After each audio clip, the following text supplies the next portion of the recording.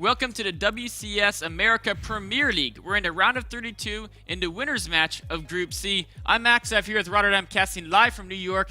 How'd you like that last game, man? First time you don't call me Mr. Rotterdam. I like that a lot better because, you know, Mr. Bitter Rotterdam. That's true. He has the Mr. title, I'm just Roddy. No, I thought it was a really fun game. I can understand Goswser trying to go for some crazy early game aggression against someone like Polt, but I mean, we analyzed this opening a couple of times and it's just so solid from start to finish. The Reapers, the Hellions, then the one Marauder, and then normally Widow Mines, but if he's like, wow, that's a crazy amount of roaches, like, I still can make siege tanks as well. Siege mode is for free these days. I just think that it's very hard to catch someone like Polt off guard early game with the opening that he has right now. It really is, you know. We mentioned his insanely high TVZ win rate, and if you're a perfect player like that, you have 100% win rate over the last 30 to 40 games in TVZ. That means that all-ins don't really work against you. Exactly. That means that you're safe. That means that you scout pretty much everything from start to finish, and that's exactly what he does. It's just solid all around, and I think we're gonna see a much more macro-oriented Goswser in game number 2, and we'll see. I mean, he wasn't playing bad at all in the mid phases of Cloud Kingdom. It was actually looking quite fine, but then eventually the drops were too hard to deal with because he never had money to invest in static defenses. But hey, maybe if he just doesn't take an economic disadvantage early game on, he might be able to give Polt a good run for his money. I think he definitely could. I mean, we saw Idra actually have a really great game on Daybreak, and Goswser's late game control seems like he's a little more confident in those hive tech units. Yep. So if he can get that far into the game, I think he's got a very good shot. But he's going to be up against this guy, the blue Terran, on the bottom right-hand corner of Belshir Vestige. He is Polt. I was a little too early with my zoom. I failed. It's all good. It's all good. We got one more shot here. All right. All right. Build it up. Build it up. At the top left, the American Zerg with a lot of creative builds, almost making a comeback in the last map. He is Goswser. Perfect. Nailed it. Got the whole snaking in and yeah, exactly. full action. Yeah, Adabisi's taking notes right now at home. He's like, man, Roddy's onto something with this. So yeah, Belshire Vestige is going to be our map. We've seen a lot of great games already on Belshire Vestige. It's a really fun map, man. I kind of see Belshire Vestige as in a weird way, a better version of Daybreak. Like if you flip Daybreak on its side, it's kind of similar to Belshire, but there are way more paths to attack on this map. That actually makes the games just in general more exciting. And yeah, you had the pleasure of casting that insane game between Suppy and Hart or Ryung. That was Hart. Hart. Yeah. Ryung, he did the roach painting. Yeah. Yeah. That was an absolutely amazing game. And this is one of my favorite maps because it's almost like it's really similar to Daybreak, but it's also really similar to Cloud Kingdom as far as there's kind of like this ridge that goes through the middle that ramps lead up to. And then of course the ridge has a hole in the middle that's covered by this rock passageway. But I really like, I'm a big fan of having a lot of different passages through the map, but having each passage able to be defended with a good position. So you can defend certain areas, but then it's not going to be a stalemate because there's so many ways your opponent can move around you. Couldn't agree more. So far, everything that Polt is showing us is nothing new. He's going to open up with one Reaper. We'll most likely get the second Reaper, then drop the factory, or drop the command center, and then the factory. And then later on, he's probably going to drop the another command center. Because, hey, why not? If your build, if your triple orbital opening is safe against all-ins, then there's very little reason, unless you just want to hit like a super nasty 2-base timing. But there's almost no reason for him not to open up like that because he just feels so confident mid-game. He can rely on his mechanics. He knows his micro is great. So he knows if he goes up to a phase in the game where he's going to get... oh, here for the first time, we do see him switching up a little bit. He's going to try to be extra annoying with a bunker. This is something I think I've seen maybe roughly around half the Terrans add in a bunker with this Reaper House. Of course, you slow your command center down by a tiny bit, but if you can force the Zerg to make a few more Zerglings than they would otherwise want, it can definitely be annoying and a nice little asset. Oh, that's a super quick roach war in this game from Goswser. He's going to make drones for now, so he's just going to let this bunker finish. Now this bunker, you guys might wonder, like, that seems kind of like a harmless bunker, like it's out of range for everything. The thing is, Polt is going to get high ground vision all along from it, so everything that streams up and down this ramp, he can just be annoying, shoot at it, shoot from the low ground, hop on the high ground, because he's always going to get vision over there. So Goswser is just going to make roaches to defend this? He has a really interesting way to counter. Actually getting a second... Oh, no, okay. Oh, yeah, that was a casting focus. Not by the Reaper. I think what he's going to do is he's going to try to basically, he's going to get a few roaches. He's going to defend it and put on light counter pressure and hope that Polt will overreact. Yeah, that's what I'm feeling as well. He's just going to make 3, 4, 5 roaches and then be like, hey Polt, this is coming. And Polt might make a siege tank once more. And as you guys saw in the last game, after he made that one siege tank, he didn't do anything with it. He's like, siege tank, how do I use those units? Dropping or? It's like it's been a while. Just kind of has it hang out there. Oh, one drone gets taken out as it's going transferring down. That is not what Goswser wants to have happen. Nope. Goswser is going to show his 3 roaches, but 3 roaches actually. Oh, the other drone is still so low on HP. The Reapers are being so annoying. This is already so well done by Polt. This entire investment totally paid for itself. It definitely has. Oh, one Reaper might fall down. Queen, one more. Oh, doesn't quite get that last jab off. If I noticed myself saying, the Reaper might fall, it never falls. Reapers almost never die. No. It's pretty rare to see a Reaper the only die. time it actually dies is when you see it dying and then you're like too late to call it. But if you're waiting for it to fall, it's not gonna fall. He is actually making a siege tank once more, which he normally doesn't really do. Then again, normally he already has a command center by this phase of the game as well. So he is slightly, you could say in a weird way, overreacting. But the Reaper still paid for itself, so it's more than fine. And I mean, it's a very smart reaction because he saw roaches and he's not exactly sure how committed this attack is. So. Oh, roach might fall. Reapers, heroes. When the roach has like 5 HP, they're like starting shooting at the Reaper. Then they're like, now we can take you on. You thought we were afraid. Come on. We got guns, man. Guns for days. Been to the gym like twice. Tickling the roaches, but it's enough because there was a tank behind it. One hero Reaper is gonna get a good scout off on the other side of the map. Polt is gonna see like, you tricked me. Well done by you. Polt's probably like one of those guys who's actually like really proud of his opponents when they're fooling him because he's that good. It's like, you had me guessing for a while. I am impressed. Now we have a game of StarCraft. Giving Goswser the thumbs up there. Yeah. Now let's play a real game. And Goswser is actually, he's joining up pretty aggressively. I mean, the opening didn't go ideally for him, but it wasn't that terrible. And he's got, a nice 12 drone lead. Of course, he's fighting against an opponent who's shortly going to have triple mules. So it's not like it's an economic, significant advantage for him. No, but it's a lot better than it was in the last game. Yeah. And in the last game, he did turn it into a real game for quite a while. The upgrades from Polt, unless he's going to slip on it, while we do see the Reapers and Hellions actually engaging, killing a couple of Lynx already. And there are not too many additional units. The Roaches were way out of position, a little bit sloppy here by Goswser. Yeah, the Roaches rolled to third base. He had Speedings and Queens in a natural. Wasn't quite enough to defend. Oh, a very nice block with that Queen, though. He hasn't... Oh, no! Oh, a lot of drones lining up right now. A lot of drones low on HP as well. The Roaches are finally here, but the Queen is blocking the Roaches. Oh my god, Goswser is really kind of falling apart right now. Jeez, that is not good. That push should have almost done no damage, and instead it killed 21 drones. I mean, the good news is at least he has map control now with the speed. That's a high price to pay for a little bit of map control. It definitely is. Yeah, I mean it's not completely over. He will recover. He's still gonna get a reasonable drone count out soon. But just imagine what it could have been.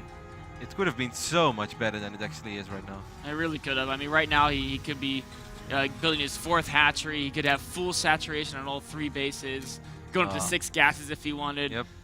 As is though, he's gonna get that 3-base economy going, but he won't really be able to get past that before Polt starts putting on a lot of aggression. I am worried about once more that first real push of Polt. As you can see, the Starport is about to finish up. Then we're gonna see the first Medivacs in production. These 4 Rexes are gonna finish up as well. So then the Marine/Widowmine production will really kick in, and then like Goswser is kind of gonna have a similar game like he had in the last game, where he might be able to hang in there, might not be able to hang in there. But he's definitely not going to have the money to really invest in a lot of spine/sport crawlers to make his life a lot easier against drops. And also I feel in the previous game his upgrades were slightly quicker than they are in this game. That's definitely true. Last game they were pretty much exactly even the entire game in upgrades. Or if anything, Goswser might have been a few seconds ahead. This game he's about half an upgrade behind, as long as Polt doesn't miss a 2-2 timing. But did Polt build an armory? Okay, he did. Good. Yeah. So, yeah. That would have been a nice... Oh, that would have been, yeah. Nice thing for Goswser. Polt right now on 60 SCVs. Goswser did recover. He's up to 71 SCVs right now. So he did eventually recover from that little 4 Hellion/2 Reaper push. But if those Roaches wouldn't have been so far out of position, if only like 3 Roaches would have been in natural, it would have already been way more than enough. He had 5 Roaches on the map. He could have easily had 3 in the natural and 2 at the third, but One minor mistake and someone like Polt just immediately jumps on it. And he's like, alright, let me walk to the main base. And even then, it took a little longer than it should have taken for those roaches to arrive. It definitely did. Polt seizing the moment there, getting a nice little advantage. The question is can he turn that advantage into a bigger one? We saw last game, Goswser was able to hang on for quite a long time. Despite losing all those drones, that's still a pretty damn quick hive, man. It is, it is. I think he's again just have zero intentions of taking a fourth base really until he gets that hive techiness kicked in. I mean, he may try to start a hatchery earlier, but he's not going to seriously devote himself to defending it until he has that cost-efficient Ultralisk Infestor combination. Once more, as soon as Polt starts moving out on the map, he's going to start building his 4th command center. As you said, and probably as soon as that one finishes up, he's going to start building his 5th command center. Already starts spreading his Widow Mines pretty well as well. Throws down the scan, wants to see what is waiting over there for him. He's going to see a lot of links, a couple of banelings as well. And the first infestors are in production. Man, those roaches could actually be really useful if they would soak up some Widow Mine shots. They really could be. There's not much creep spread, so this is a really good angle to push in for Polt here. The Overlord is absorbing double set. There's still one active Widow Mine, which could get so many kills right now. Oh, that was a lot of kills. I'm not sure how many, but like 10 to 15 at least. Definitely, we can see Polt now with a 20 food advantage. Goswser has these infestors, so if he can land the correct fungals, that could be his way back in the game. Polt continuing to be aggressive, but he hasn't reinforced this push yet. He still has, a lot of units back at his base. Just trying to threaten Goswser right now. Yeah, and if you just look at the game right now from Goswser's point of view, this is not a good side for a Zerg player. No. He just sees nothing. He sees almost absolutely nothing. He's gonna try to engage these links or these marines over here. Oh my god, that was a massive shot. 21 kills on the Widow Mine. That's something that can turn a game around in an even game. A game where Polt's already ahead. He also has 2-2 upgrades, where Goswser's 1-1. I don't know if Goswser can even survive to get Ultras out. It's going to be really tough. I do like how he kept a couple of links in the main base to deal with the first drop, and if the drop is going to be bigger, which Polt does have the room for as soon as he's up to 180 supply already, 114 army supply against 69. We saw him spreading out those Widow Mines before this push even started, and it's insane to see how well that actually turns out for him 2 minutes later in the game. Isn't it crazy? It is. It's a massive Widow Mine spread there, and he's cranking them out like a maniac too, that triple factor build he does. Yep. Links and Banings trying to connect over here, but there are quite a few Widow Mines, and Polt has so many safety points to fall back on, because it's like a path of Widow Mines. It's like this one Disney movie, where this one guy gets lost and he drops like little pieces of bread. Oh yes, Hansel and Gretel. Yeah, but now Polt is doing that with Widow Mines. So he will never lose his way home, no matter how late it's going to be. Marines can always find their way back to the base. Yep. Just follow the path of Widow Mines. A lot of pressure here going down by Polt, moving in with that drop play again. Kind of one of his trademarks, putting a lot of pressure on one side of the map while the drop comes in on the other side. Goswser forgot about one Ultralisk. Wow, it actually does stay alive. Hopefully he could get a couple of transfuses off while the drop is still going on in the main base. Goswser is going to have to send a couple of additional units before he might actually end up losing the Queen/Ultralisk Cavern. Oh man, the Marines are really being so cost efficient. Those 2-2 upgrades versus Goswser's 1-1 just make them absolutely brutal. Of course, when Ultras comes back, they have to back away. Now Goswser is pushing. Yeah, he has too many units. There's just too much Polt. There's too much Polt. But I must say, during all this, Goswser has kept his head calm. Yes, he took some damage from that drop, but look at the army supply right now. 108 against 116. He was finally able to turn those resources into Ultralisk, and he's making a game out of it. But we shouldn't forget, Polt is already on 4 base, 5th and 6th base. He has 6 base already. 17 minutes in the game are going down. Widow Mine's getting more and more kills. How does Goswser have so much supply? Yeah, I'm really impressed, just because he kept his head calm, and yes, he took some damage, but never an insane amount. And he just bought his time for those Ultralisk. And Ultralisk are, of course, very supply heavy. Goswser is just so good at controlling these later game armies. Even with a low economy, he's very efficient in every single engagement he makes. He's playing excellent StarCraft. The problem is he's playing against someone who's also playing excellent StarCraft, and that is Polt. Polt's so good here. Another double drop heading into the main now. Marines are about to be 3-3. Goswser, of course, has all his Ultras on the right side of the map, but not enough speed to deal with this Marine drop. This Ultralisk Cavern is going to melt, and I'm afraid that a lot of things in his main base are going to melt. And as soon as he pulls away too many units, Polt is just going to put an insane amount of pressure on this third base. And also during this, make sure to cancel the fourth base. He's like, alright, Goswser, you're doing very well on 3 bases, so I do not really want to get you up to 4 bases, because that might get pretty difficult then. Polt is just completely controlling the pace of this game, and that's never a good sign when you're playing ZVT. No, definitely not. Polt's expanding at will, basically as fast as he wants. Now with the 3-3 done, he's actually getting his second armory, so we can do some crazy air transition potentially. Double drop is still alive. There are a lot of links, a couple of banelings over here in the mix as well, but Polt's just like, alright, you keep a couple of units over there, that means your main army will just be smaller. While I'm slowly but steadily going to move forward. This might be the moment for Goswser though, but he's going to have to absolutely crush this army. Oh man, great positioning on those tanks in the back. They're getting some nice shots off, but the Ultralists, they're actually pushing forward quite well, but wait, a lot more units for Polt on the left side. Beautiful positioning by Polt, man. Absolutely impeccable. How he spreads all his units. The first fungal, that's the first good fungal after like 30 seconds in this fight, and that's not because Goswser failed.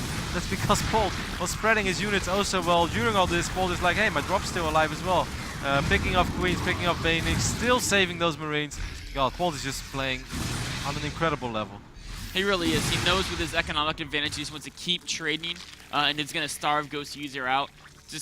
His micro is so good with these drops though. Like the same double drop in the main, anytime there's too many units from Goswser, he just picks up and leaves and he'll come back later. It's actually cool to see him making quite a few tanks this game.